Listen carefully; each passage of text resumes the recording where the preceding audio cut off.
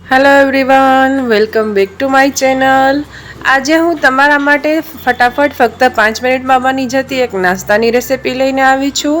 ડુંગળી અને બટાકાના લચ્છેદાર ભજીયાની રેસીપી। આ રેસીપી ફટાફટ બની જાય છે અને ટેસ્ટમાં પણ લાજવાબ છે। તો ચાલો ફટાફટ આ ડુંગળી બટેટાના લચ્છાદાર પકોડાની સરળ રીત જાણી લઈએ। અહીંયા મેં 2 મીડિયમ સાઇઝની ડુંગળીને આવી રીતે એકદમ બારીક સ્લાઇસમાં કટ કરી લીધી હતી અને એની જે પેટલ્સ છે કળીઓ એ પણ અલગ કરી લીધી છે। એની અંદર અહીંયા મેં 3 મીડિયમ સાઇઝના બટેકા છે એનું છીણ ઉમેરી દીધું છે। તમારી પાસે જો જાડું ગ્રેટર હોય તો એનાથી જ ખમણી અને ઉમેરવાના અને પછી ધોઈને નિતારીને લેવાનું। હવે એમાં આપણે અડધો કપ જેટલી ઝીણી સમારેલી પાલક, અડધો કપ જેટલી ઝીણી સમારેલી કોથમીર, 2 મોરા મરચાં એકદમ ઝીણા સમારી અને ઉમેરી દઈશું। હવે એમાં સ્વાદ મુજબ આપણે અહીંયા મીઠું ઉમેરી દીધું છે। સાથે એમાં 5 ચમચી જેટલો અજમો ઉમેરી દઈશું। અજમાનો ટેસ્ટ આ પકોડામાં સરસ લાગે છે। હવે એમાં 5 થી અડધી ચમચી જેટલી હળદર ઉમેરી દઈશું। અડધી થી પોણી ચમચી જેટલું ધાણા જીરું પાવડર, 1 ચમચી લાલ મરચું પાવડર ઉમેરી દઈશું। અહીંયા તમે ઈચ્છો તો 1 ચમચી ચાટ મસાલો પણ ઉમેરી શકો છો। અડધી ચમચી જેટલો ગરમ મસાલો અને 5 ચમચી જેટલી હિંગ પણ ઉમેરી દીધી છે અને અડધી ચમચી જેટલું શેકેલા જીરાનો પાવડર ઉમેરી દીધો છે।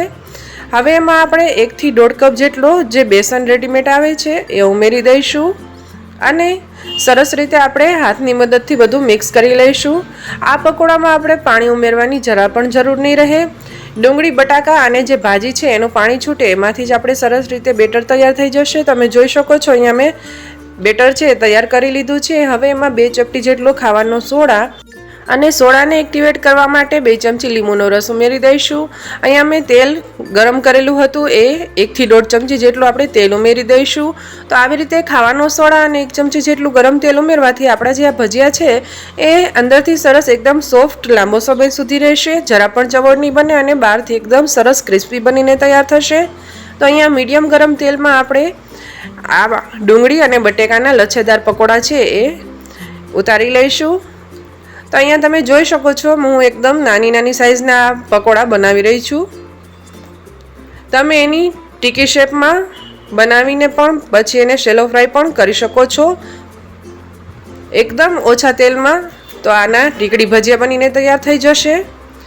અને હજુ આ ભજીયાને વધારે ક્રિસ્પી બનાવવા હોય તો આ બેટરની અંદર તમારે 2 ચમચી જેટલો ચોખાનો લોટ ઉમેરી દેવાનો। તો તમે જોઈ શકો છો માત્ર 2 થી 3 મિનિટમાં જ આપણા જે આ ડુંગળી બટેકાના લચ્છેદાર ભજીયા છે બનીને સરસ તૈયાર થઈ ગયા છે। સરસ લાઇટ ગોલ્ડન કલર અત્યારે દેખાઈ રહ્યો છે। હજુ આપણે 1 મિનિટ માટે એને ફ્રાય કરી લઈશું। તો અહીંયા તમે જોઈ શકો છો સરસ મજાનો એકદમ ગોલ્ડન કલર આવી ગયો છે અને અત્યારે જોતાં જ ભજીયા એકદમ ક્રિસ્પી દેખાઈ રહ્યા છે। ખાવામાં તો એટલા ટેસ્ટફુલ અને લાજવાબ બન્યા છે આ ભજીયા। તો હવે આવી રીતે હું બધા બેચના ભજીયા છે બનાવીને રેડી કરી લઈશ। તો ફ્રેન્ડ્સ તમે જોઈ શકો છો આપણા અહીંયા ડુંગળી અને બટેકાના લચ્છેદાર પકોડા છે બનીને તૈયાર થઈ ગયા છે અને એને મેં મીઠી ચટણી અને મરચાં જોડે સર્વ કર્યા છે। તમને જો મારી આ રેસીપી પસંદ આવી હોય તો તમે પણ ઘરે એકવાર જરૂરથી આ રેસીપી ટ્રાય કરજો અને કમેન્ટમાં જણાવવાનું ભૂલતા નહીં।